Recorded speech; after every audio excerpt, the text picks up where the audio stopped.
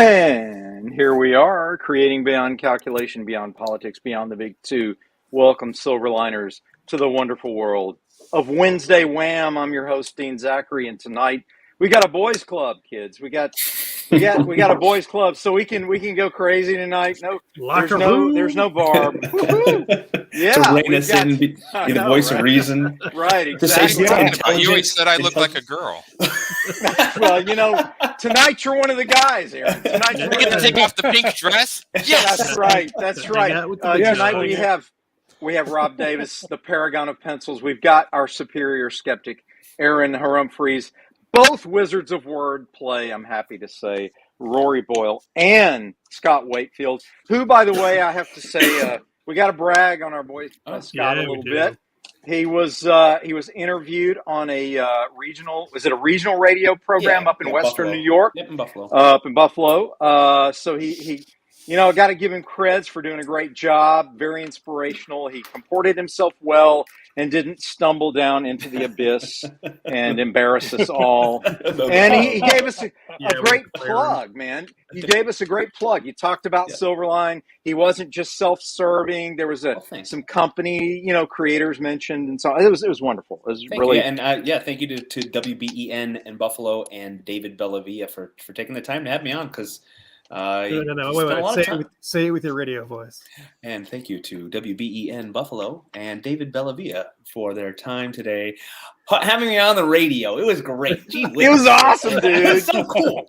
You did great. We've got two listeners already here, watchers. Stream Elements says Silverline Comics is now live, streaming talk shows and podcasts, supernatural sciences and comics. That's actually automated.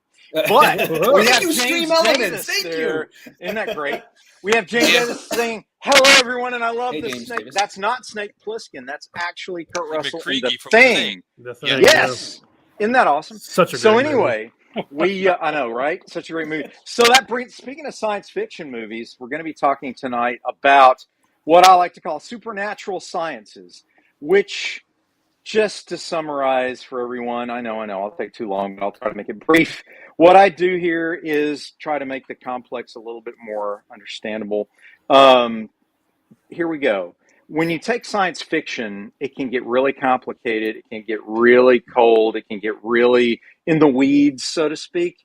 So what I love about good creative storytelling in comic books, because that's what we're doing here primarily, is what we're talking about, is we set the tone, we set a basic foundation, we set rules to the science, okay, if we're basing it in science. Rob Davis, one of the legends who got to work on Star Trek, one of the greatest science fiction franchises ever. One of the things I loved about Star Trek, we talked about this a little before we went on air, is that Trek was great about implying, overtly stating, and basically passing on by osmosis a set of rules for their science fiction world that you could easily absorb and roll with after a handful of episodes, and with a couple of conceits like the impossible transporter, but could be maybe one day, that would be awesome. And the fact that the main leading officers in the crew, yes, the captain and the first officer, go on every away team, sure. But and the chief medical officer. And the chief medical officer. That's right. I'm a medical officer. I'm not a warrior, Jim. But the thing is, you absorbed all that and you got used to it. It became a friendly set of rules that you could depend on. And you felt, especially with some of the great science fiction writers that contributed to that show, from the original series through all the multiple incarnations, you got this idea that much of the science was based on real science. So, Rob, when you started working on Star Trek, right, or actually, what was your exposure to it other than just from the original series and watching it on TV? Did they hand you a Star Trek Bible, and did it have you can only show this or that? I know Gene Roddenberry had a Bible. It's very well known that he had his Bible, but yeah. Right. Did they pass that on to the creators who were working on the show? When I was working on Deep Space Nine, mm-hmm. I got the Bible on all the characters. Awesome. And they set them up with they photographed all the actors in different. They would stand like this, and then they would do like they did the whole bit. It wasn't very useful to me really, except as a general what they looked like, but no poses that I could swipe and use. Right. But Right. and of course, it was based in a world that had already been built with the show, the original series, and then Next Generation at that point. So a lot of it didn't have to reinvent the wheel.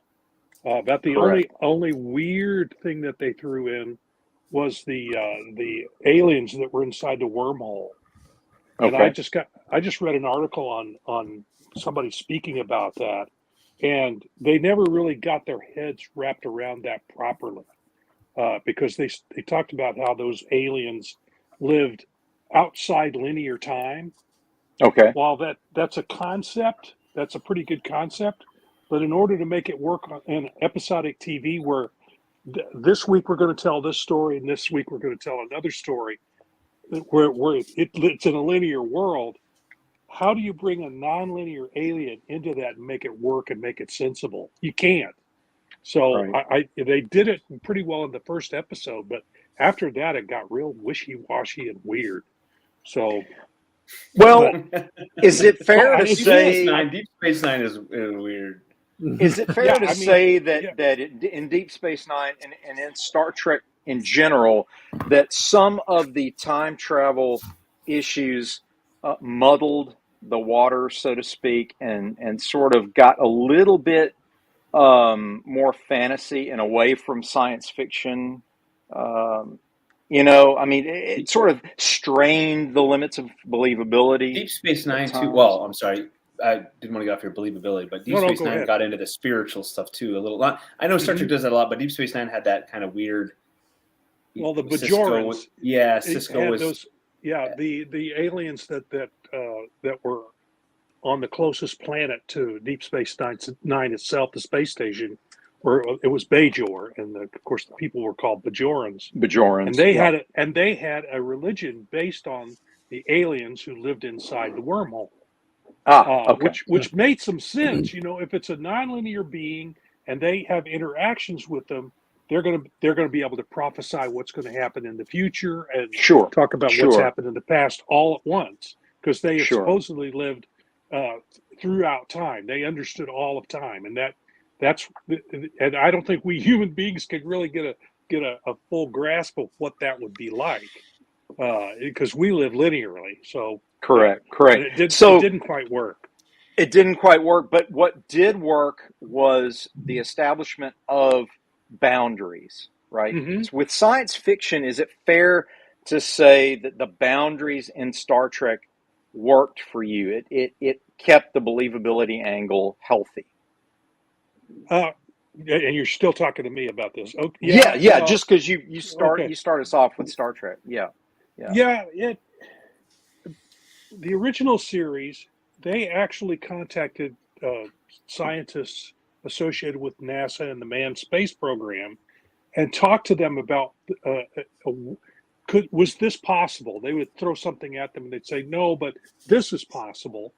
And look, here's a here's a communicator. Yeah, I've got my cell phone in here, and it's about the size of a communicator. It's more of a tricorder with what it can do now, though. It's because it's got all these other things going on. But what kind of things could we extrapolate what is NASA working on today that might be completed by the 22nd century? So 23rd century, I think, is when it's actually based. But, hey, look at our guys reporting live from the streets. I can't hear you. Where are you? Traffic. Do these. How's it going? What are y'all talking about? We're talking about supernatural sciences and the inclusion of science fiction and sorcery in comics, and when it works and when it doesn't, and how we can learn from that. It's really cool. Science fiction, sorcery, and comics. Yeah, pretty awesome. This little thing called Cray. Yeah, that's right. We're gonna bring it all around. Get over here, Haley. Sorry. Get in there. That was just me. Yeah. What are you guys up to? What's going on tonight? You guys out on a field trip, looks like. What's happening? Yep. Signing at Coliseum of Comics in Orlando. That's where you can find your Silverline comics. Ooh, Awesome. They have a really cool rack with all the Silverline comics there. Cool. Very cool. Fantastic, man. Y'all That is didn't know that we awesome. were having a Silverline meeting today? Y'all aren't here. What's the deal? Wow, I love it when it just I the didn't get surprise. I didn't It's get awesome. my per diem. All these. Where's Yeah, we my get mileage, right? If Where's we my if we flight drive ticket? there. I mean, That I is was going to fly awesome. corporate, but you didn't send Yeah. the ticket. When you send the jet Roland up, I'm on it. All right. All right, that's awesome, man. That looks like y'all are having a blast. So, okay, so tell us. There's the store. Can y'all see the store? Yeah, I can see the Coliseum store. Yeah, that's cool. And That is awesome. Haley's going to drive home and try to join you. Okay. If Okay. she makes it home in time. Good. Looking forward to seeing her. Looking forward We to need seeing a it. female contingent. Yeah, we don't have Barb tonight, so We you have no can estrogen tonight. you got to represent. Bunch of ugly men. I know, right? It's a boys' club tonight, so Yeah. somebody's got to keep us in line, right? Yeah. Yeah, you guys misbehave when Barbara Haley's not there. Yep. I know, right? I know. It's We true. misbehave no matter who's here. Hey, that's one of the reasons college dorms wanted to go to co-ed, because the guys literally took better care of the dorms when there were girls around. Oh, that's right. Oh, It's was true. that It's the true. excuse? Okay, Yeah, okay. Pretty smart. All right. I'll buy That makes that. sense if I held it further back. So that That's good. Oh, Yeah, you wow, get it that's all great. in now. Yeah. Wow, we get the whole But panoramic now we can't view. hear. Yeah, now I'm going to go. All right. Bye. Y'all have fun. Bye, y'all. Haley, Bye. thank you, ma'am. Thank you. So, wow, the boss checks in unannounced to make sure we're doing He's what we're always supposed to do. watching. He's always, no, it's a And then big he's brother. sending the girl And it's over to sending- take care, Yeah. I know, to right? get To us back in spot. line. I know, right? So let's get all the good stuff covered before they get here. But in terms of science fantasy, now I'm going to step over into a little different realm here. Is it fair to say that when we enter the realm of Star Wars, I'm just picking the most generally Obvious, known yeah. franchise, obviously, to illustrate my point, that we get a little bit more into fantasy elements. We have magic, such as the Force, magic wielders, such as Jedi and Sith. We have dark and light. So again, we're getting a little bit more magical, a little bit more religious overtones into it. And yet we still have spaceships. But in this case, the spaceships fly around like fighter planes. So the physics of science are warped and altered more and more. And really, it's full-on space fantasy. So it's fair, I would think, to say we're talking Flash Absolutely. Gordon level at Yes. that point. Yeah. Yes, So, exactly. Don't forget about Q in Star Trek, because that was a weird. Yeah, they never. Was he? Yeah. And He is. Mhm. yeah, and it was in Picard now. Yeah. So we don't have to dwell on that, but there was that. I understand. Kind of like fantasy. He can do magic. Well, in the original series, the Squire of Gothos Yep. was Yes. like that as well. Yep. Yes. Yeah. So it was And there. there's even speculation that he's actually part of the Q continuum, but Yeah. that's they never did that in canon. So, But it's more. It's It's for more real. of a. It's more central to Star Wars with the Force through everything. Like Yeah, that. 'Cause exactly. Star Trek had these characters, these odd guys that could do just about anything, and yeah, Star Wars, these Jedi, the Force, and all that sort of stuff. Right. Harrenberg says, how about the Arthur C. Clarke principle? Did you mention that yet? We have not, but I'm so glad you brought that up. Ooh. The I've Arthur not heard C. of Clarke this.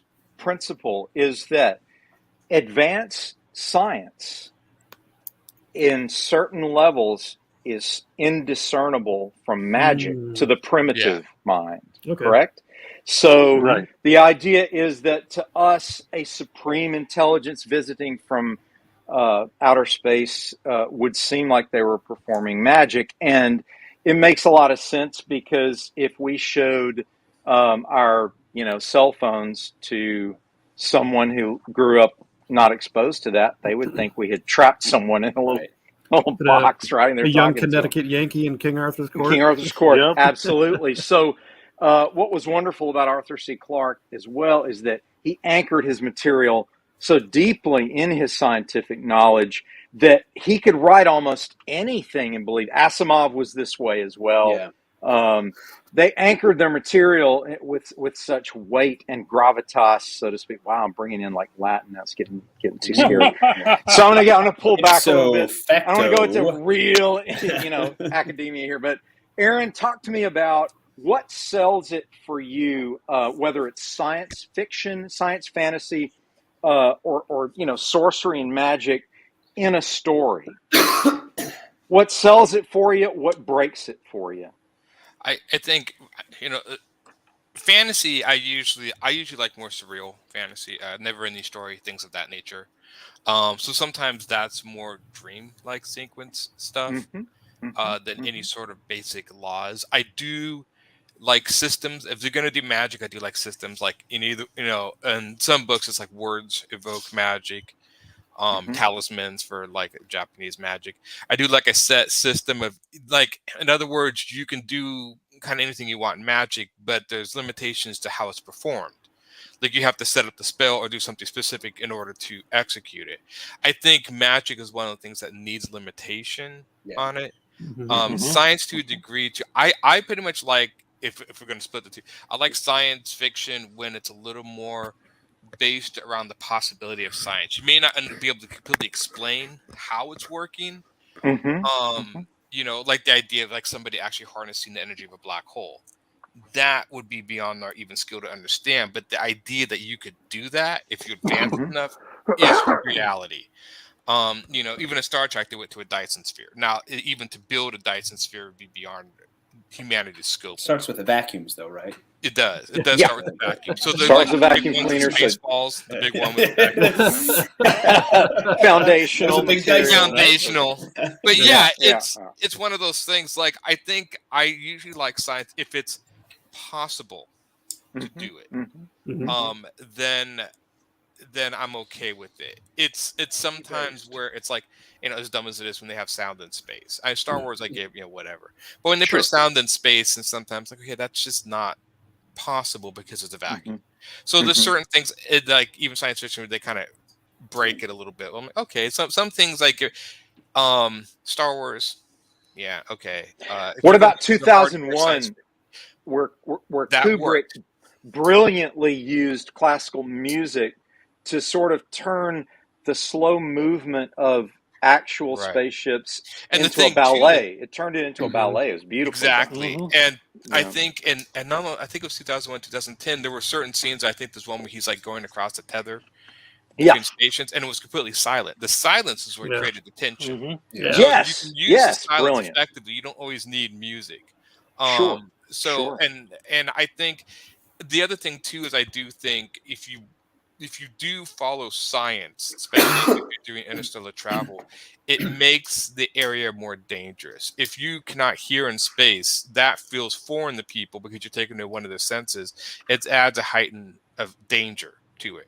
Well, God, this guy better not get out of a spacesuit. I mean, this, if it, you take away certain elements, it feels very foreign, and space is technically foreign. Of course. Even though they did say, and this is from an astronaut, they actually say space smells like burnt steak. You can look that up. Some guy tested out on the space station. I'm not sure what he was using to record the smell, but they were trying to record, like, what does it smell like? And he said that's generally the smell you get from it, which take that. I don't know what. Interesting. It's all of our barbecues and our grills going off. Just going off in the space, right? It's the burnt insulation. It's the burnt insulation inside the spaceship. Elements like a Dyson sphere or harnessing a black hole fall under the Kardashev. Am I saying that correctly? Aaron Kardashev scale of galactic civilizations. Have you guys heard of that? The scales of galactic. Enlighten us. What's even funnier is we're not even first level. No, we're zero. We're zero. And so it's supposed to be the idea. Rob knows this. I guess the first civilization to be harnessing the whole entire planet Okay. is resources. All the energy of a planet. Yeah. Like all the energy, like basically harnessing the core or whatever. Stage 2 would be harnessing solar system. Okay. And then, of course, stage 3 would be harnessing things in the galaxy, actually like harnessing stars, hence Sure. the Dyson sphere or the black hole. If you get to stage 3, I mean, you're talking, I mean, it's so Godlike. highly advanced. It's yeah, godlike. at it's that godlike. point, Yeah, Okay. and that's okay. and if we would find, if we could find remnants of these, we could. I mean, would these people take any interest in us? No, that would be like you walking out of your way to take an interest in an anthill. They just wouldn't care. They just wouldn't care. With nothing to them. So yeah, I think science fiction, if done right, I don't mind a little bit of magic. I mean, every science fiction show I see always adds like, well, this is rare element this planet has, so this weird element. Look, as far as we know, the periodic table of elements covers all the elements. You can combine those, but to go into space, there is no find new rare, dilithium. yeah, there's no rare. It's all the same.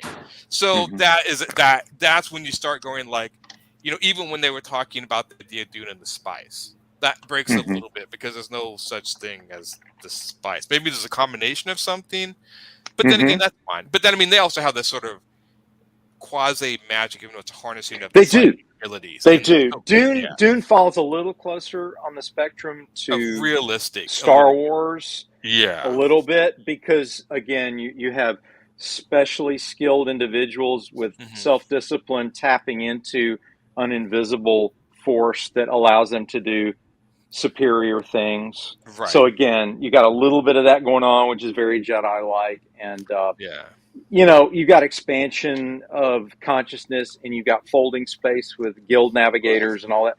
So there's enough Flash Gordon fantasy in there. I think when you get a high enough technology in any science fiction, you're going to unfortunately bleed or push into a little bit of the magic, because just to even sit there and explain the details of how that would work is beyond our scope. Right. What kind of machine would you even comprehend that could harness a black hole, even though that's something that Type 3 civilization can do? You couldn't even. So there's a little bit of like, okay, and even Star Trek. I mean, you had the lithium crystals. Okay, that's made up. That's fantasy. But it works a little bit. I always took the lithium crystals as maybe some sort of rare combination of material that they were combined to form these. I don't know. I can't remember. Except they mined it. They mined it. They'd find a planet that would, it's got this enough dilithium crystal for the next. And I'm not sure. And the funny thing is, I never could quite figure out why they went. I mean, he was always pretty hardcore science fiction to do something so just out of the blue, like, well, instead of just saying, well, no, we found some way to harness something a black on hole. Earth. Yeah, we have like, why go? It seemed weird. It seemed like kind of how do we explain how the ship goes? Well, just whatever. So that's what they focused. The power created from antimatter and matter colliding. Is focused through those crystals. Supposedly. Yeah, but it seems. Yeah, but I get what Aaron's saying. It seems like we could have taken like something we had in the 1960s and then extrapolated it out. Right. Like if you just a nuclear reactor now it's this big. If you would, that's what I was thinking. Yeah, in the 22nd, 23rd century, our nuclear reactor can do that. Which really, because it radiates, it's radiation. I mean, it kills Spock. Spoiler, sorry everybody. Yeah. Oh, it works the same way. I mean, hang on. Hey, on a side note, those Fathom events, things that the movie theaters do, they're releasing Wrath of Khan, I think in October. I saw that. So go look online. Check. I'm going to definitely go see it because I saw motion picture in the theater. It was really cool. 40th anniversary. Now Wrath of Khan's going to be 40th anniversary. Going to take my kids. Cool. How cool is that going to be? Right. Yeah, and Wrath of Khan is one of my absolute favorites. That one's so good. Yeah, better a lot on of fun. Big screen. Oh man, it really is. That's space battle. Yes. Yeah. Wrath of Khan is so awesome, and I love old school sci-fi too because it's in the models. You know, they're blowing up models, and they're like, when you go so old school that the special effects are really bad, then you can be like, but like Star Trek in the 80s, hey, that was starting to get good, and it was good, and Wrath of Khan is so good, and they made that tension with the battle going on in the nebula there, in the Mutara Nebula. It was a submarine battle. Basically. Exactly, it was so very good. Cool. I love that. Cool. That movie is one of my favorites. But yeah, Aaron, I'm sorry, Dean, you can cut me off if you need to. You're talking about how they set up rules in their world, and for me, I get annoyed when they break their own rules. So in Yeah. the Star Wars world, it just seems like they just keep breaking their rules. Star Trek, I feel like, correct me if I'm wrong, stuck to their rules pretty well. You know, when the inertial dampers are down, well, every episode, that's what they can't do a thing. They can't move the ship. They can't, that sort of thing. Okay, when they got to eject the core because whatever. I felt like Star Wars, when you add that element of the Force that's not quite definable, you can just kind of just do what you want with it. And then in the fantasy world, I know we're kind of on the sci-fi fantasy, but in the fantasy world, like, hey, Tommy, when you start breaking the rules, even of your fantasy worlds, even if it's magic, I feel like it just gets you have even to if they try to explain it. Right, you have to explain it. Like, okay, Gandalf got more powerful. Okay, right. But you can't just suddenly like, oh well, now he can do that. Like, what? X-Men, Magneto. I feel like moving the Golden Gate Bridge was a little a little bit a much. little much. Okay, a little much. You set your world, you set your rules. You stick to them. And basically, it's a combination of consistency with rules that are established early in a series. Yep. Verisimilitude. Tone. Let's keep the tone of the series fairly consistent. I mean, you can do comedies, tragedies, thrillers, murder mysteries, whatever you want, but there's a tone to Star Trek that stays pretty consistent throughout the franchise. Iron Man 3, I felt jumped the shark. And then I even felt through the MCU series, the movies, Iron Man's armor got to the point where it's like, what can it's it? magic. It's nanotech. That's when they started doing nanotech, I was like, okay, if that guy was actually able to build that, the world would have looked completely different than what it was. It would have changed reality. James Bond, the last Pierce Brosnan, Die Another Day. Die Another Day. It was way like, because we're talking technology. So they had holodecks. He had an invisible car.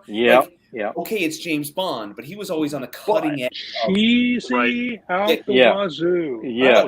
Way over. So stupid. It made me angry because it was like, this is like Star Trek technology, and MI6 has it. And so broke the believability and the tone and the verisimilitude is thrown out the window. Yeah. We can take him getting shot at by 100 machine guns and not get hit. but no invisible cars, please. No. They do that even in again, even in the Marvel universe, they have like cloaking technology. Like they cloak the stuff, and then I like how they're using modern military jets. But then you look at the jump jets, and these super high tech, and you're just like, okay, and look, if you have to, either the world reflects the technology you're using, or because I mean, like we look at like any government, there's a government out there that's like light years of modern technology in the modern day, and so it's one of these things. I wish they would reflect it a little bit.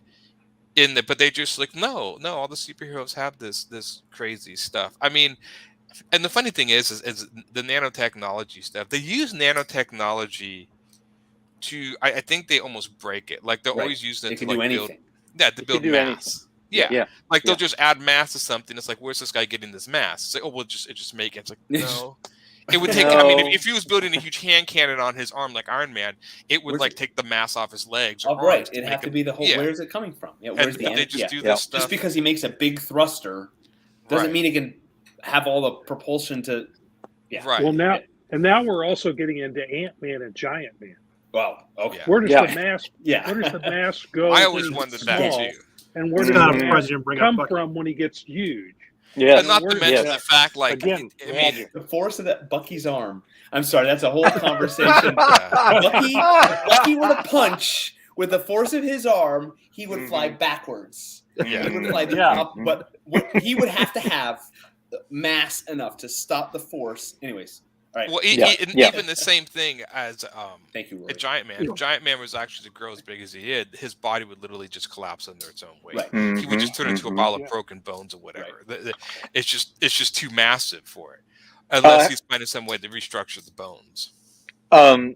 good point. I wanted to bring up that Herrenberg says transporters are on an even bigger conceptual Yeah. issue. Oh, gosh. Copies of things, a person or Earl Grey hot is not the original. In that future, an original item would be almost priceless, although there's no money. That's correct. And he says, like an original non-transported bottle of vintage Picard wine. And, How cool is that? Did Right? you ever? I mean, I know because the matter things had to have limitations. Because even when he's Sure. talking about, I mean, if you're gonna say you can just make anything out of anything, why not then build spaceships? yeah, Yeah. you build spaceships. But Right, so there's right. obviously, I took them almost like 3D printers. Yeah. Yeah. What they're Yeah, that's printing the way from, if they're using energy or something, I'm not sure. And they're able to use But metal now. I Arthur never C. heard Clarke- that it was. I think they are extracting it from something Yeah. to build Enterprise something Technical else. Manual said they do reuse their waste. Okay. Oh, So maybe that's Yeah. it. Maybe they're breaking What down it- other matter, and then that's an interesting It's idea. and I can breaking see down matter to its Yeah. smallest constituent parts and Mhm. Reassembling. refashioning it Yeah. that. together. Yeah. But when you do that, some That's a of lot that of stuff energy, gets- though. you have, well, but you also have a lot of leftover. If you Yeah. what you're creating may Unusable. not have everything in Yeah. it, so there'll be, and it may be radiation. It could be something toxic. It Oh, And it yeah. will only whatever's be left diminishing over. returns. Yeah, Mhm. Which Yeah. which is Yeah, why it's they quite talk a- about replicator food not being as good as the real stuff, right? You know, it's Right. funny. I did see there is a This and tastes this is like a real. Somebody actually made a 3D printer that can print food, and they Oh, yeah. showed it, and but it was. I mean, the food was printed from a sort of food matter type thing, and, Yeah. and I don't know Yeah, if it was heated or whatever. And I mean, if they just, especially when you have 3D printers, that they're just saying, like you said, either reusing matter or they have to stock up on this sort of, gel or something to make this stuff, Right. like when they turn, Yeah. that would be interesting because it would give a limit. It would, story wise, it'd be interesting. Like, we need to replicate this. We don't have enough to do that, or how would we get? I mean, you could add that into the story. The future. Yeah, Sure. Voyager should have dealt with that. Voyager, Voyager should have dealt with Yeah. that, and really didn't. Yeah. They just had people just keep using the bathroom. It's part Right. of your duty. Pun unintended. Oh, yeah. So, I got a Star Trek question Do for you your because I've part. always been, and maybe you guys have read the manual. So in the Go holodeck, ahead, because go ahead. I'm a Next Generation fan, Okay. how were they able to continuously walk without bumping Yeah, into that's- the wall? And how The do you only get thing away, I can think of was how a do you get away movable from floor. somebody? Yeah, but how do you The get away? floor. It does say it has a movable Yeah. floor, but Yeah, how Right. do you get away from Yeah. your friend? Like if you're that's standing true. next to somebody, Because you'd only be able to you'd go be- like 10 feet, and then you hit walls. Yeah. Yeah, that's true. Yeah, It yeah. was, the funny thing is, I could almost see when they're writing Star Trek, there was limitations. I mean, I would see if they did that now, that they would just literally find a way to jack into a virtual reality environment. And I Yeah. think that would be more plausible. Sure. And then it would Yeah. just, because that's technically what they're doing is creating a virtual reality environment. And they would just do something like the Matrix. They could just jack Right, in. you're That would be plugged in and completely you're- believable. You have an and it would- avatar. Yeah, Yeah. Sure. yeah, which is more believable. Yeah, Yeah. Lower Decks does joke a lot about like things like the holodeck and all Yeah. the stupid stuff. Yeah, Mhm. that no one Mhm. thinks about on Yeah. spaceships, on Star Trek spaceships. But yeah, Yeah, I mean, I like the idea of the hollow deck. I mean, I've been watching. That was Discovery. Is that the newest one? yeah. And Discovery. Yeah, what's one of the newer ones? Yeah. Yeah, the problem with that, and I don't know why they continuously do this, as we've talked many times before. Like, this is supposed to take place before the original Star Trek, and technology is like light years ahead of. Yeah. Yeah. So- how does so- that- yeah. So it's just an like alternate so. universe. Just make it look It's an alternate antiquated. universe. Yeah, because it's like, okay, they have holograms in this one, but they lose that technology in the original, and then they slowly gain it back. But Okay, so- they explain it, which I think is hilarious. They explain it for later. They say it creates some sort of problem, like because Captain Pike with the Yeah. Enterprise says we're gonna scrub the computer. We're not gonna Yeah. use these, which is so funny because like then why even use it? Why not just stick Yeah. with your original series? But yeah, it does have to be kind of retconned. But I think they do it okay. They understand it. Like you have to say, okay, since Wink, 1960, wink, nudge, nudge. yeah. Yeah, Since the definitely winking 60s, nudge. we- nudge. I don't see why they just didn't make it a completely, either in the future or just like a completely new Star Trek where like they would explain. I don't know. That's the problem with the show. If we could do more visual effects to make Yeah. it look snazzier, but then how Right. do you explain that within the context Right, of the show when they should just be like, no, this is going to be kind of like maybe a soft reboot, or maybe like this stuff was explained later. I just don't know why I know they don't want to do it in the future because then things have made peace, and then they got to talk about all the wars Right. or whatever.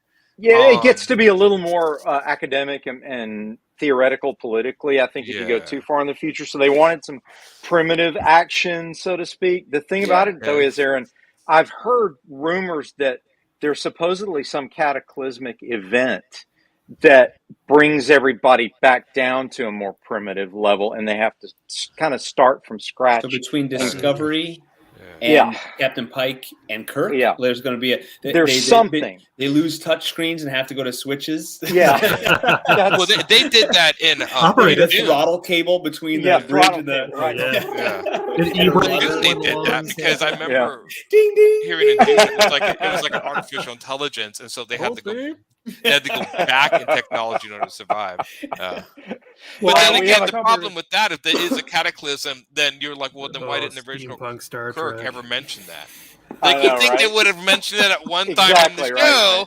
Right. That's why I think Rob's explanation is better. It's just an alternate timeline, alternate universe. That's the best way you can do.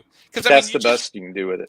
Right. See, but for me, when they do that sort of stuff, these alternate universe things, again, like the multiverse we talked about before, I feel like it cheapens it because then I don't care. Yeah. Because but it's fun. We're gonna hit. We're going there. Don't care. This is not the Enterprise I was in love with. Yeah, this is not the crew. This is not the Pike. That's not the Enterprise. That's gonna, also Pike wheeling around in a chair that goes. Right. Well, aren't they doing a new series with Pike?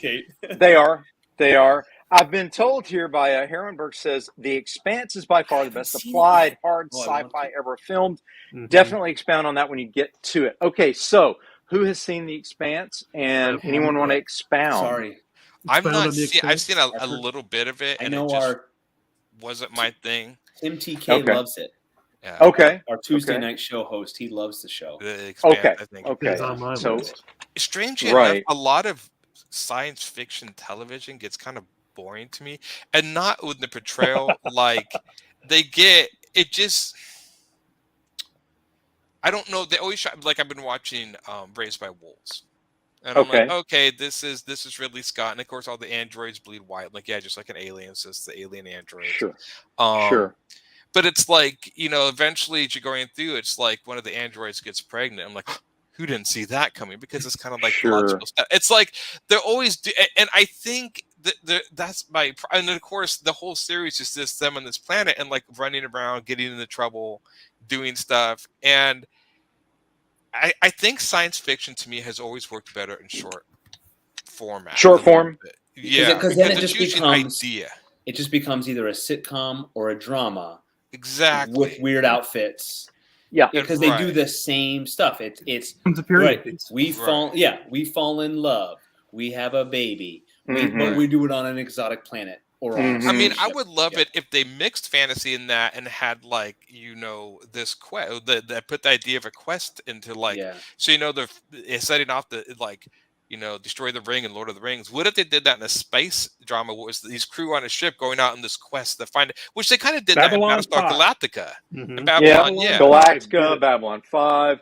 Herrenberg which gave them an overall arc of where to go instead of just kind of wandering around talking science babble, whatever. Right. I hear you.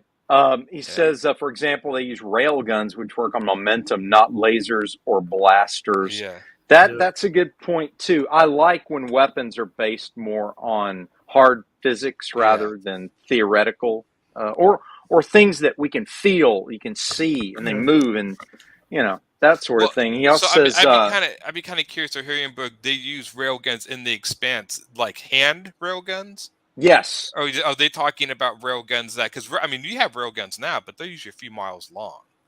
Yeah. So, like if you're using rifles that are railguns now, they've shrunk them down.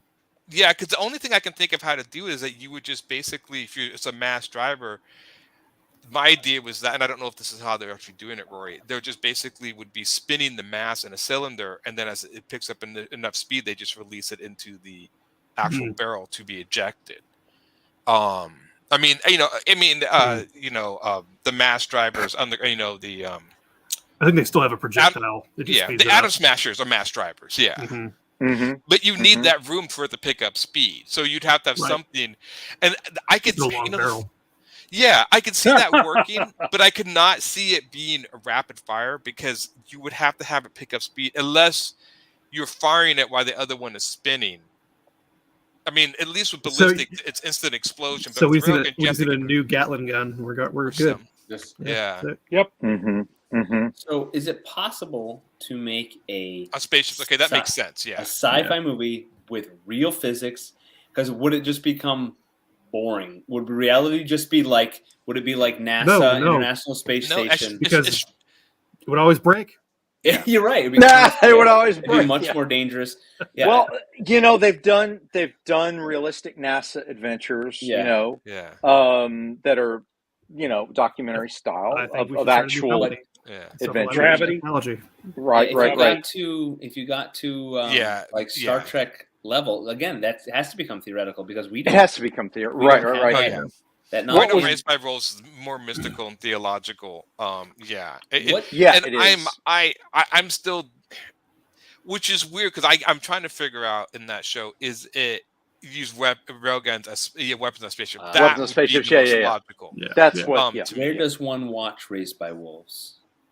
HBO Max. Okay. Yeah, it's on HBO Max series. So here's the thing here. When you're talking about how realistic you want to go, you're always faced with that problem. And I think someone with the comprehensive knowledge of science, like an Arthur C. Clarke or an Asimov, when you're adapting something like 2001, I think Kubrick had a great grasp of what I'm going to do is I'm going to take the novel and we're going to show it as realistic as possible and really lull you into a sense of structured realism that this is so possible, so that when we go through the vortex, wormhole, mystical transformation of the main character, and start having those fantastical visions at the end by the time we reach the Star Child, you're ready for that because you've been hypnotized. I used to call it one of the best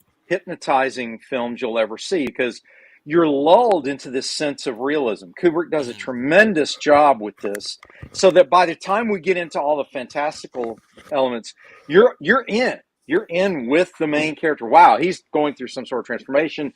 He is expanding his consciousness. He's becoming one with an alien intelligence, and boom, he's a Star Child. Okay, cool, I get it. Sort of. But that's what was so nice about it, right? It had ambiguity to it. It had fantasy elements to it. But it grounded you and brought you in with a journey. Right. So I think there's kudos for that. And I think science fiction sometimes suffers a little bit from more tell than show. A little bit. And I think Kubrick did a good job of showing it and not telling what's happening. It's a little too much. Some science fiction is too preachy.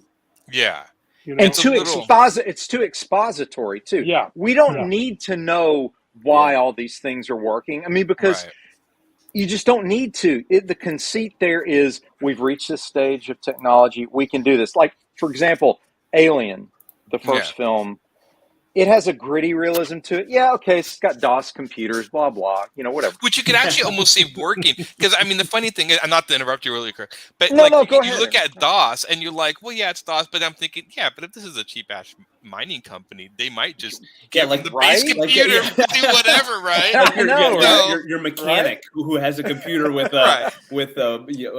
carbon paper. So I just saw that as like, this is a company paying the most minimal for these guys to get their job and this done. was an expendable crew. I mean, they were just miners, and they were used in essence to bring a specimen back for the company. So the storyline was just a brilliant way to work around the budget. It's like, gosh, we can't really do the high budget stuff. And then I thought they really advanced it quite well with Aliens, where it stepped up. We moved into the future a little bit.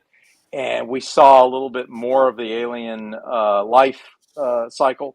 that was cool. Right, Yeah. and he even in the technology they put like Cameron's always been really good at putting realistic technology to a degree. Like all the pulse rifles actually use caseless ammunition, which by that time Mhm. and it's caseless ammunition now, but it was like a standard. That's why you're like, how does it hold so many rounds? Like, well, and if you watch the film, they're not ejecting brass because they don't need to. They So don't need there's to, little right, things like that. And again, he's not explaining it like you said. He's just like, no, this is what they would have gone to by now.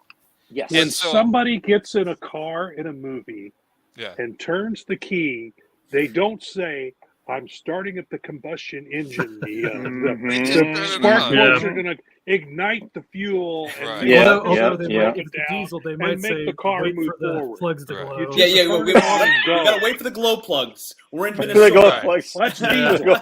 That's diesel. That's why they did a really Plug good to it, job plug with plugs the in.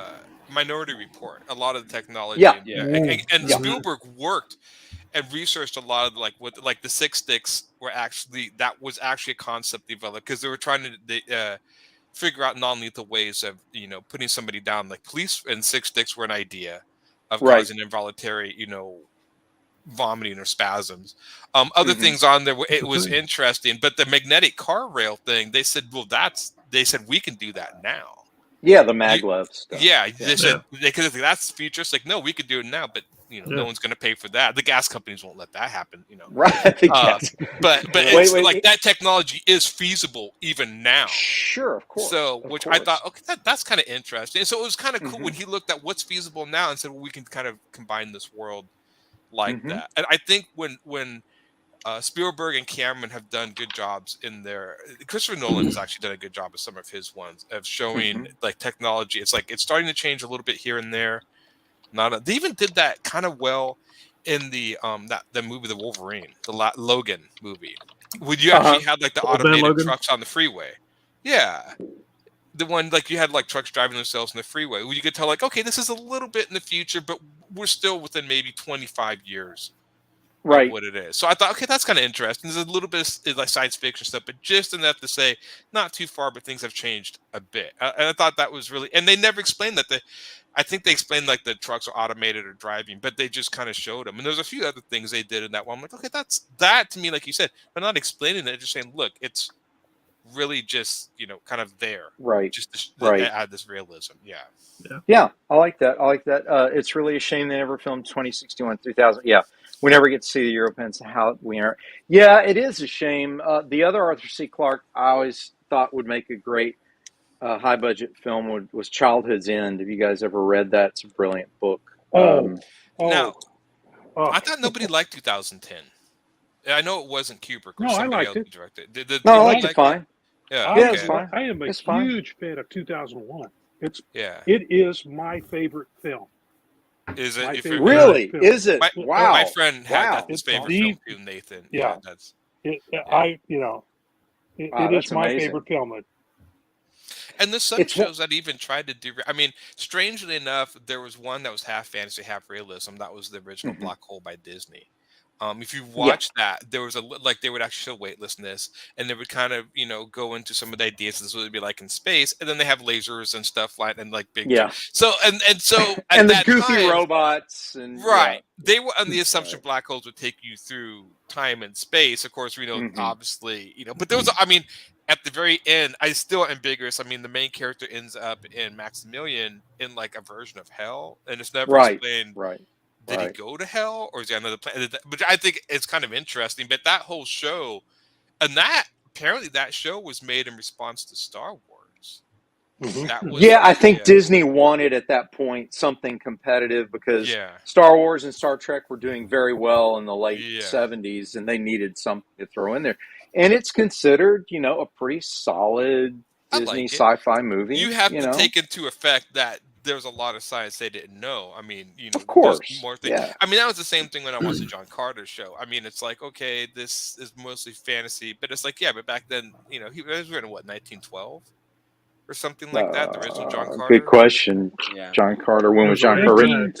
1917. It was right around. It's in that so early 20th first- century. Yeah. Very I early. mean, they 20th thought the century, moon was yeah. still cheese, so Right. And so, Yeah. I mean, so the fact that he can jump higher on Mars is like, yeah, that Right. you just realize that's taken into the knowledge they knew at the time, and that's totally fine. They did make a Childhood Zen Yeah. TV miniseries in Australia in 20. Yeah, I did see it. The card book series has never been filmed as Rendezvous with Rama. He's correct. When did they actually?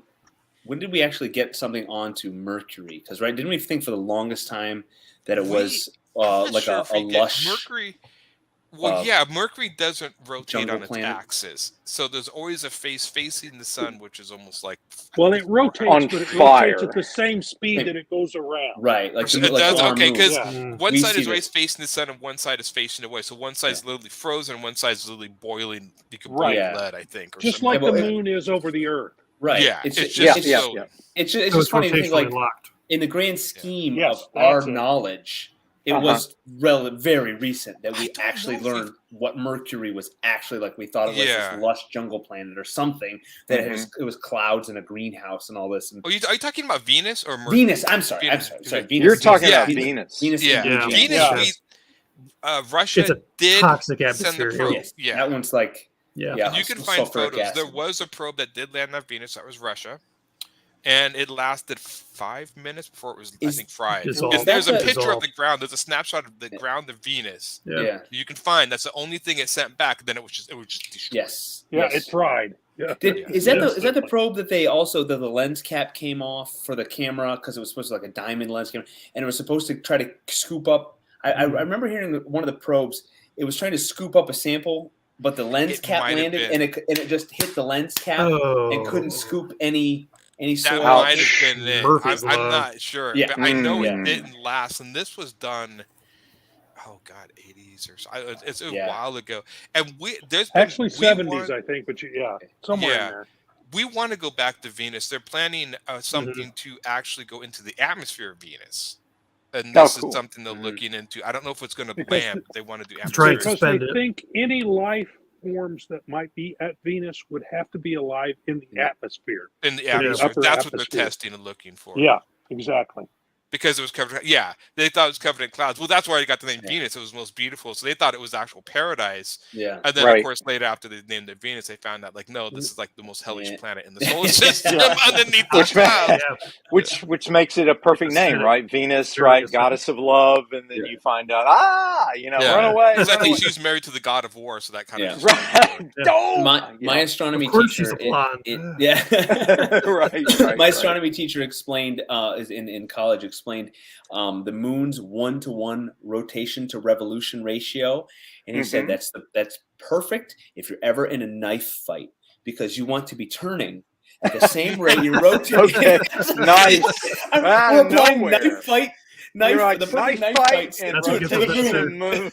He's obviously talking from experience, right? The professor's Only seen some shit. Yeah. And you expect him to start telling the story. So when I was a kid, it stuck with me. I grew up in a tough neighborhood, guys. So we were in the street one day, and so I was in the knife fight. Think of the moon, 1-to-1 rotation. Like we're looking at the moon, I would have been dead. I would have been dead on the ground. If it wasn't for the moon, understanding the moon, it would have been over with. Inspiration. I survived because of the man moon. in the moon. Yeah, right. It's just crazy. You, Mr. Cheese. All of his moon tattoos. Look at that. Look at that. Okay, so, but I've only heard that only one reached the surface. Now, maybe I'm wrong about that. Maybe multiple did, but I've looked this up, and I've seen one actual photograph of the surface. So maybe that's others probes and stuff. That's really cool. Yeah. Which in itself to do that the math, the brains. That figure that stuff to out. To calculate that? I'd be like, it's right there. Shoot it right there. Go. Ready, go for it, man. And go. You just got to shoot it straight in. The one I'm waiting for is I know they're planning, and I still think they're planning to do one to Europa, which is, I think it's a moon. Oh, yeah. Moon of Jupiter, right? Yeah. Which I really think is kind of covered in an ocean. Yeah. It's going to be fantastic. One of the other moons. Yeah, Europa's a big one. I think there's another one too. That to me, I'm always just like, I hope I'm alive to hear if they find anything. Because these missions take a long time to get going, right? Yeah. So because sometimes I'm old enough that I'm reading missions like they're planning. I'm like, I won't be alive for that. Not to flex or anything. Not to flex or anything. But By I got a box full of 2050, patches. we should be. By 2070, we should. Yeah. Oh, Yeah.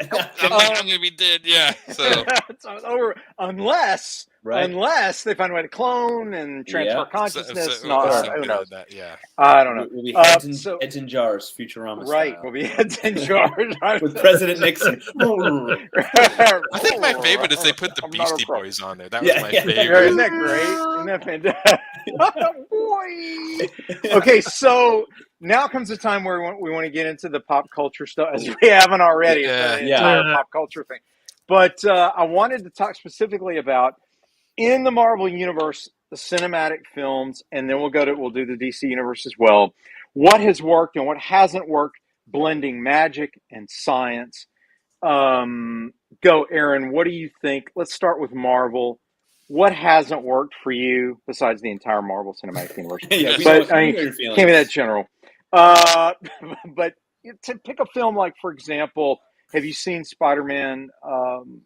Never Go Home, Far From Home, Never Gonna Make It Home. I don't ever know if I'm ever gonna see Home Again, Jiggity Jig. I don't know what it's called. Most of the stuff in the Marvel Universe just never really work. I consider it just complete fantasy. Okay. All right. Fair enough with that. Yeah. If they were going to, I would say Zack Snyder is also fantasy too. Superheroes, they get to the point where they're just, superhero universe remind me of the guy who's like, I'm going to do a comic book about the pirates and ninjas, and they're fighting, anthropomorphic Ninja Turtles, and it's just like everything in the everything. It's like even in the Marvel universe, it's like, well, how realistic is this? Like, well, they had Doctor Strange who knows magic. Now there's vampires because Blade hunts them, and then there's mutants, and then there's mutant monsters, and I'm just like, okay, it's once you start doing that, then it's fantasy, dude. Pure fantasy. Yeah, it's fantasy. So I think in a way you have advantages that way because we've let magic in here, so in a way it degrades a little bit of the believability of the Iron Man suit, especially as Scott invoked with Iron Man 3. You're like, what, nanites do everything now? Come on. So again, it's a little bit much, but again, it opens the door. You can do anything. Now let's jump over to DC. I think the closest thing we've gotten to science fiction that really is solid with superhero movies is probably Nolan Dark Knight, I guess. He tried because everything he does is doable. It's with money and resources doable. Even though it was an alien, he that was probably one of the more science fiction type of stories immediately. Yes, the Man of Steel, where it was like you have this alien technology and they meet Earth, and Earth is not, I'm like, okay, that's, even though it was, converting the planet, and that's kind of science fantasy, how that technology works, that tended to stray a little more towards like a science fiction show. And he even said that he wanted the Man of Steel to be like a sort of alien encounter sci-fi show, which I think worked perfectly. I did too. And I really like that whole take on that. Later on, then it's like, but by the way, there's a whole island of Amazons hanging out there too. I'm like, okay, now we're going back in the fantasy. So, I love Zack Snyder stuff, but again, the DC universe is almost even worse than the Marvel about mixing stuff, because you can have like Amazons, then you have Kryptonians, and then you have like people running around on capes in Gotham. Only Gotham. They don't spread out to the rest of the world. It's a whole team. Gotham apparently is the worst city in the world. Worst city in the world. And you would think after how many years he's been doing it, how many bat people they have, like 10 or 12, you think he would have made a dent by now in the crime? Like it would have been somewhat safer. But apparently it's just no, it's all the criminals. It's a hellscape is what it is. It's a hellscape. My theory is that Metropolis just deports all their criminals to Gotham secretly. And just be like, here, you can have them. Dude. There's a Batman dying there. Right. What about you, Scott? Nolan Talk to probably us, the most realistic. I would say yes. What about you, Scott? What about Marvel versus DC? Success and failure with establishing a science fiction that you feel was consistent, believable, and had a gravitas to it. And then the same with the fantasy question. My DC knowledge really is limited in the the movie world, because I could only commit so much brain power. And full disclosure, after Endgame, I've really had a struggle Caring? like having a desire to care. Yeah, I'm looking forward to Armor Wars because Iron Man's my guy, and I love the technology. But then, like I said, Iron Man 3 is like, ugh, like even his faceplate has pulsars and like flies. Yeah. Like the gloves, and so then by Endgame or by Infinity and Endgame, his suit could do everything, and I was like, then he's okay. He can be killed. I mean, Superman can be killed. Iron Man can, but it's like I don't worry about him anymore. It's too much. So I thought, in the grand scheme of like they explained the magic of the Asgardians, like as Earthlings, how we understand them. I like that. I like and I think the comic books did that later, right? Because Thor was what's his name with a cane, right? Donald Blake. Thank you. Yeah. Yes. Yeah. So that was like a different little magic thing there. But yeah, they integrated that idea of we have this myth. They're magical. They're just powers from another planet, kind of Superman style. So I thought that was done pretty well technology-wise, and I've said this a million times, like they don't explain Iron Man. It's just Tony Stark. He's a super genius. He can do it. That's what he does. So it was the tone and then consistency, which was pretty well kept from Iron Man 1 and 2.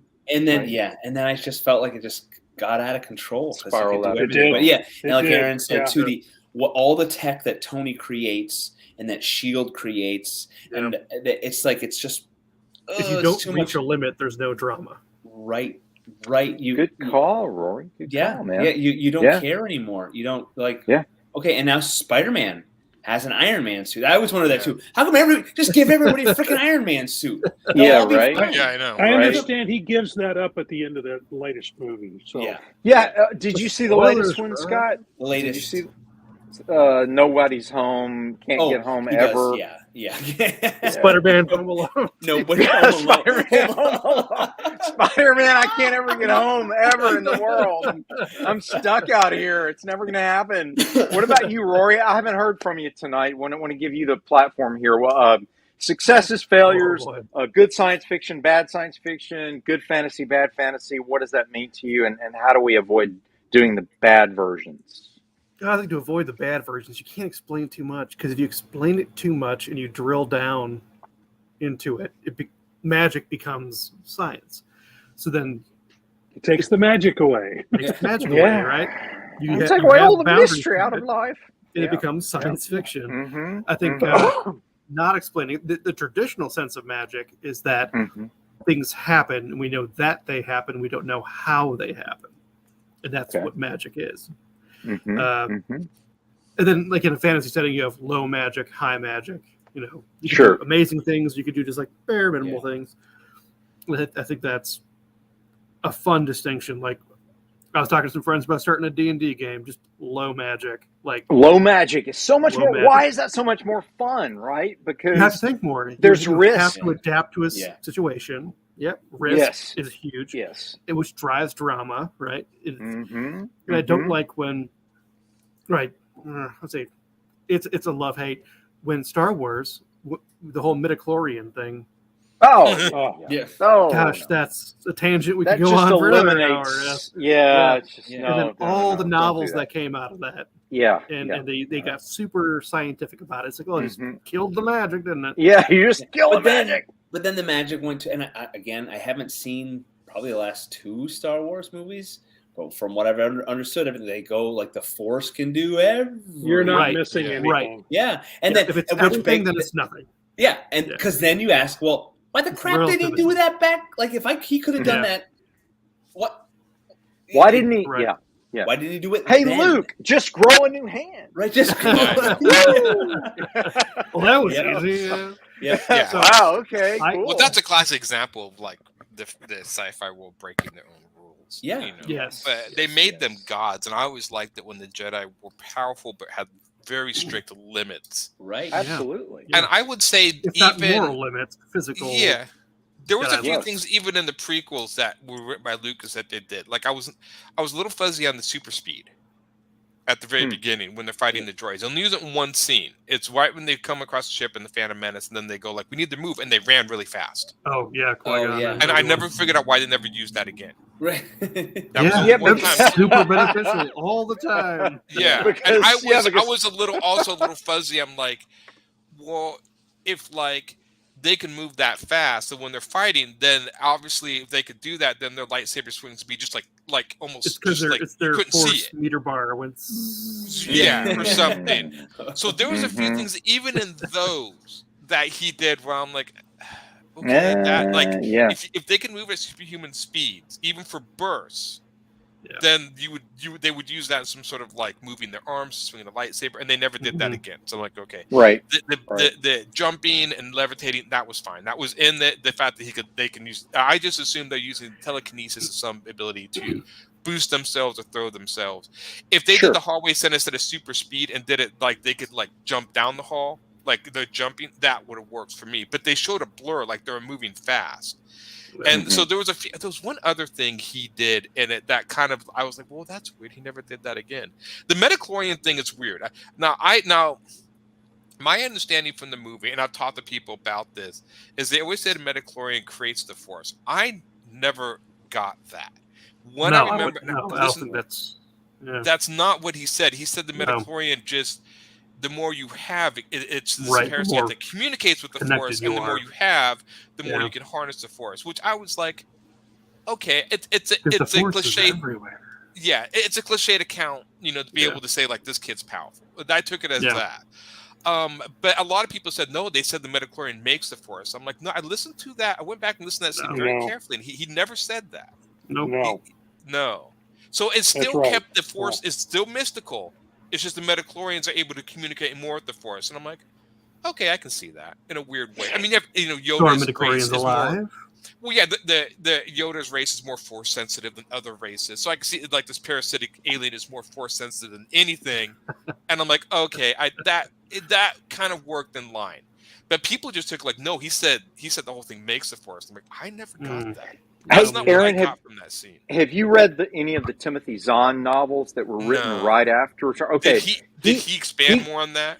No, but what he did was he expanded on the fact that different races and different species had different reactions to the Force, and they're actually salamander-like creatures in those novels that repel the Force, that non-Force users can use against Force users, which I thought was very clever. So it wasn't always about can you use it or not use it. It was like, can you repel it, which was also kind of cool too. I read this Dark Horse comic that was about the creation of the Jedi. I got a library, and the story is so. Again, the Star Wars is very much a lot of the stories are they're not my. I'm not a big fan. The hero type story is okay. I mean, but there's a lot of cool ideas. One idea I did like in there that I wish they would have expanded on more in the universe. And I don't know if it's from Lucas. Is that only Jedis can use lightsabers because they're using the Force to bend the light back into the blade. And I'm like, that is a cool idea. So it was only like because they were talking non-Jedi, non-Force users couldn't get the lightsaber to work. Like, well, no, it's a Jedi weapon. Only Jedis are able to do that. We use the Force to make the lightsaber. Interesting. Like, because the encyclopedia has a force-activated lightsaber. Mm-hmm. And like that, I was like sitting there going like, that is a really cool idea. But then they just never did it because like anybody was. I mean, like Han Solo in Empire Strikes Back used it to cut the tauntaun. So it was, but I really liked the idea that it was a Jedi weapon only because Jedis could use the Force to make it work. Like that is really cool. I like that. Interesting. Well, go ahead. There's book there. Believe it or not, because you like this type of academic. There are guidebooks, right? And there's one for the Sith, right, where they go into a lot of the lore. They go into equipment. They go into, the legends. It's very interesting. I think you get a kick out of both the Jedi one and the Sith one. Yeah, that'd be kind of. Yeah, I never knew those existed. They lay out the rules, and they're done almost like a notebook. So there's notes from characters in the series explaining why they can do certain things and why others can't. Cool. And the science of the Kyber of the Kyber crystals and things like that. So it's fascinating because again, you have a world that has a great foundation, and we've kind of absorbed it with all the entertainment that's been created. And if you stay within a reasonable realm of believability, you can write some really cool stories in that world. I would, yeah. So that's I what would like to throw in my final Yeah. point. Yeah. The world, the universe of H.P. Lovecraft, I think, is a beautiful balance That's a good of one, too. science fiction Yes. and magic you can't understand, comprehend, and Yeah. because excellent. But I love it stuff. that he actually, because they do add magic into reading a lot of Lovecraft stories. There is magic, but what I love about it, and I think what you're going at, is it's not so much magic; it's just science we don't understand. So like that, Correct. like that, it looks like magic. I'm like, that is a cool idea, especially when he uses a lot of geometry type stuff for the magic. You know, like there's like geometric angles and numbers and certain things that can break time and space. So like, yeah. Lovecraft stuff, brilliant. And I think Lovecraft was supposedly canceled because Lovecraft was apparently problematic. I'm like, really? Somebody has not the same views as some the 21st, he's 1920s dude. You got it, but I really like those. The other magic to add to that, the other world that I really liked that I thought did a good job with magic was Hyperborea or Conan's world, because it was very subtle. It was very subtle. Lord of the Rings did this to a degree, but Conan was also very, very subtle. And it was very Lovecraftian in a lot of ways, because he would find things that were almost Lovecraftian. Well, him and Lovecraft knew each other, so they were throwing ideas back and forth. And Conan went Atlantean, which is a whole other... But yeah, he did. Unknown. It's a whole other cool unknown realm. Yeah, because Atlantis, especially, they explore that a little bit with the new Aquaman movie. It's like, it's science fantasy, and you get the idea, well, were the Atlanteans just super intelligent aliens that, first came to the Earth aeons ago and established their realm underwater because most of the Earth was covered in water, and that was... Why not? And the funny thing is, I always got, like, when I read the Aquaman books, that it was supposed to be, and I think they changed it here and there, that was the Atlanteans were a race above land, and then they were cursed to go under the ocean or something, because they never do explain how they're able to breathe with no gills, and their bodies are not really made to swim. But I mean, it's comic book, it's fantasy. So it's comic book fantasy, and it does borrow a little bit from Arthurian, because the fairies in that realm that created Excalibur and a lot of the weaponry were submariners. They were underwater beings. So they even, if you've ever watched Excalibur, it explains the Lady of the Lake.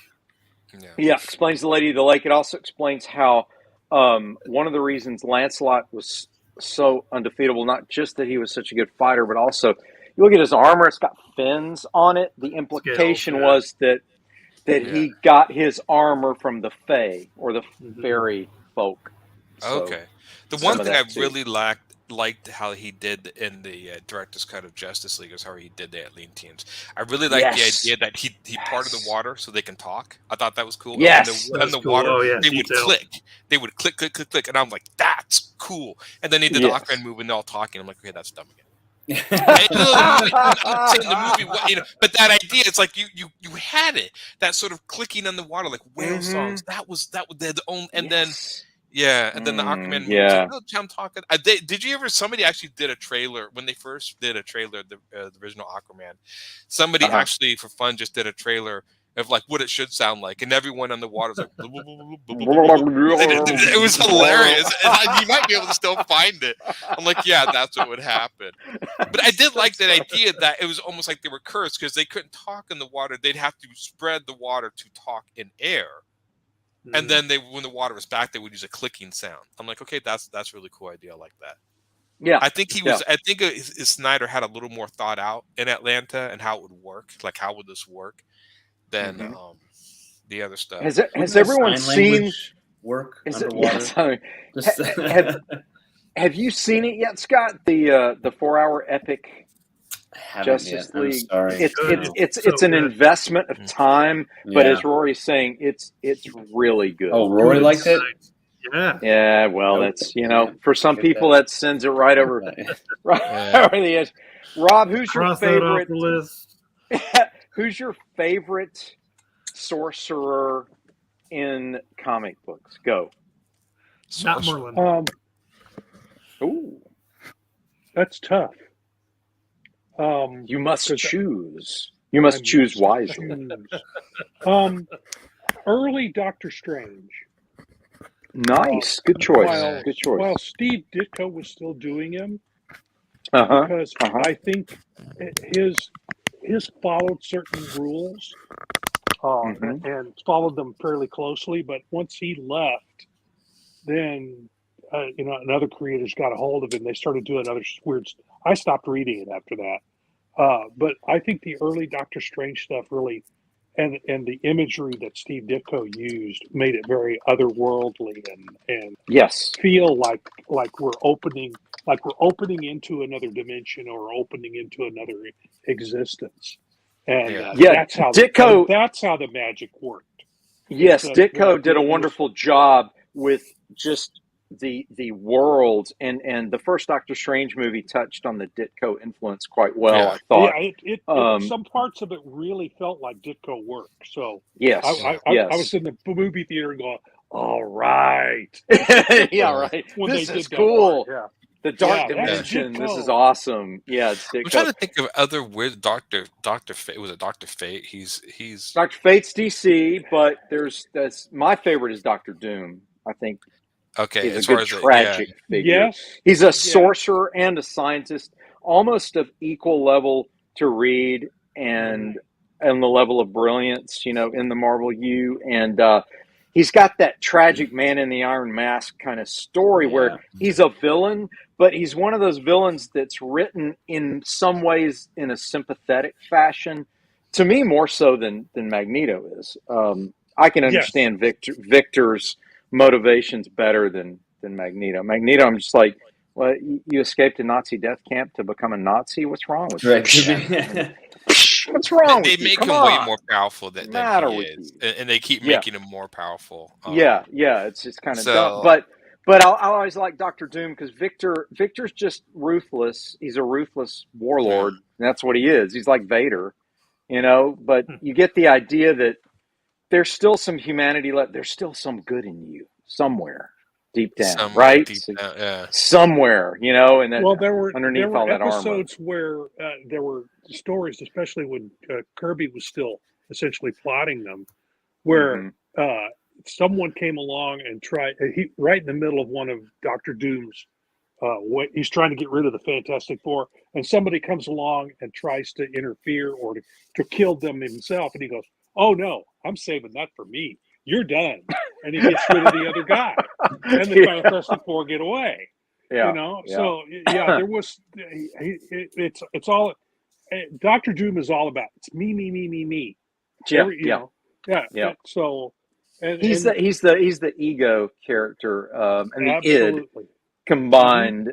Just no limitations whatsoever, and yet, unlike some of the other villains, you get the sense that he could still be reformed somehow, almost. You know what I mean? Like there's a little bit. You could save this guy, but not right now. He's not in that play. Very Anakin Skywalker-esque. I always really wizards. When I draw wizards, I really like Nolan from Battle Chasers. Oh, comic. All right. He's based a lot on manga, which I think he's primarily based on Ninja Scroll. He was really influenced by then. But I like Nolan because he was like this grumpy old wizard sort of guy. And it's a classic. Something about it. Yeah, I know, right? One. He's just, was kind of like irritable and stuff. Yeah, I don't know. It's like around, like everyone else is so like inferior to him that he's like, you're wasting my time. Yeah, he's just wasting my time or whatever. Yeah. Yeah. It's by funny. the way, I like it. That was one they don't, and that's still a question. I still can't quite figure out why they don't do more straight up fantasy comics and like D&D type fantasy type comics. It's very rare, and I had some other guys watching online who was asking that same question. It's like, people who play role playing games like comics. Why aren't there more D&D type style comics? They just I'll be honest with you. The right talent and the right stories haven't matched up, but once they do, that will work. The closest thing was Sojourn with CrossGen.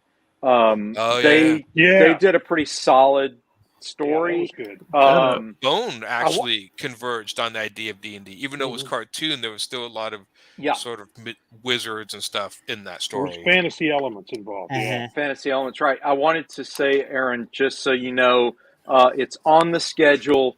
April 20th, Wednesday, Wham. We're going to discuss anime. So Okay. I want everybody just give you a little tease here for April 20th. We're going to talk about anime. We're going to talk about the influence of anime on American comics and Yeah. American animation. We're also going to talk about, we're going to use the most well-known and the most classic. I don't want to get so far in the weeds that we alienate the non-anime people. So we're Right. going to be Like talking me. about things like, well, Rob, even things like Akira, Ghost in the Shell, Yeah. Ninja Actually, Scroll. not much. Ghost in the Shell. If you guys want to do homework, Akira Yeah. is on. If you guys have Hulu, Akira's on I've there got for free enough. to stream. Okay. I would suggest, even though if you don't like it, Akira is one of the only manga that really crosses between American and manga. It is probably the less manga of all the manga anime movies that have come out because he based it heavily on American culture. That's why, Right. in fact, Well, that would be. Akira bombed in Japan, got popular in America, and then got popular in Japan. Because the Japanese local Americans like it, there's got to be something to this. Because he based it all on. I've got a question though, Aaron. Is Godzilla technically anime? I would say, it's funny. I would say that started in movies. There's animes of it, but that's more of a movie property. But there are animes of it. Yeah. That I would just say, and Ghost in the Shell. I don't know if that's in streaming. But Akira, I think Probably is now. Even if you're not into anime, it is still just a solid science fiction show. It is probably, like I said, the least anime. It was done in the 80s, so it's not going to have a lot of goofy anime stuff that you see today. It's not right. And Akira, and I think Ghost in the Shell has several seasons. Yeah. Ghost in the Shell. I would just go for the original feature, the original movie. Yeah, the original movie. Yeah. I thought it would be interesting to compare and contrast the originals and then some of the American attempts to replicate them live action, like Ghost in the Shell. I thought Ghost in the Shell actually did an okay job. I mean, it had its problems, but I think it did okay. Aaron, have you watched homework for you? Blood, the Last Vampire. I saw the original. I didn't know there was a live action, so I have to hunt that down. I don't know if it's available. I looked it up to see if it was. I don't know if you can stream it on anything. You might be able to on Hulu or one of the YouTube. One of maybe those. YouTube. I could find. Maybe YouTube has it. But the anime was really creepy and cool. The anime was great. Yeah, buddies and I would watch that at Halloween. We're like, dude, we got to watch like Halloween. We got to watch this. Oh yeah, and Blood the Last Vampire, because it was this cool idea. Listen to this, Rob. Blood the Last Vampire is about a vampire hunting schoolgirl with a mysterious past. It's really it's like Buffy a little bit, but it takes place on an American air base in Japan right after the Vietnam War. Wow. Or right before. It's right around there. It's actually really well done. It's very well done. Very well done. I personally like Neon Genesis Evangelion. That's one of my favorites. That was actually done in 92, 93. Which one is this? I'm sorry. Say Neon again. Genesis Evangelion. You seen it, Rory? Yeah. Neon Genesis Evangelion. Yeah. That's one of my favorites. That you can find on Netflix. Giant robot, giant aliens. It just goes off the rails. You just keep at Netflix, it. No. It's on Netflix right now. Okay. Is the final one on there? Yeah. Okay. So the way it goes is I know this is so stupid. So the original series, which I would recommend, the original series is on Netflix. They redid it in 4 movies. They've redone 4 movies on Amazon. Oh, I see what you're saying. And the new series is okay. I got to watch it again. I think he nailed it the first time, and I saw the new movies, and I'm like, that's better anime. I don't know. You can't strike gold twice. You can't. Lightning doesn't strike. It kind of fell. I think it's because again, it's like I'm not. He kind of tied the 2 series together, but I don't know. I just like the original one. You just have to watch the original series and then watch something called The End of Evangelion, which is a movie he made. And so the whole thing, and I think you would really like it, Dean. If anybody, I suggest it to Dean, because if you like highbrow sort of philosophical ideas, Genesis is right up your alley. Yeah, awesome. I'm all about it, dude. Into that. Yeah, there's some very Eastern themes in there. Yeah. Oh, cool. Eastern. Okay, so Neon Genesis Evangelion, everybody, Ghost in the Shell, Akira. Yeah. Those are the core. There's things those are the big ones. I mean, there's some peripheral ones like Blood, I know Last a little bit. I did watch Which Dragon one? Balls. I know a little bit about Naruto. I watched the beginning of Naruto. That's one of the bigger ones, anime now. I do know enough about the Dragon Ball Z and enough to talk about it, but I'm not an expert at anyway. I do like Dragon Ball Z. I love that guy's artwork. I think his name is Toriyama. So those are kind of my big ones. And I'm kind of all over. I usually like old anime. That's kind of like a lot of newer anime is okay, but I usually tend to stray towards all the old ones I grew up with. Apparently, my friend found this website where this lady says a bunch of those OVAs, the old 90s and ones on VHS, you can actually find on YouTube. Nice. I didn't know that. Nice. So, yeah, going through. Well, guys, check that out. And we've come to the end of the broadcast tonight. And as we like to close out every week, we like to say, Make mine Silverline. Make mine Silverline. Hey, I'm Alex Saviuk, and I just want to let you know, make mine Silverline.